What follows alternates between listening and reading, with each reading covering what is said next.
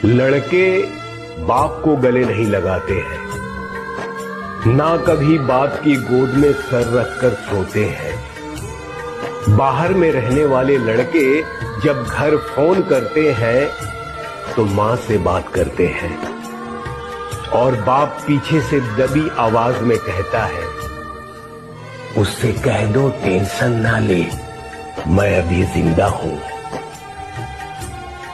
आपको मेरा सलाम है।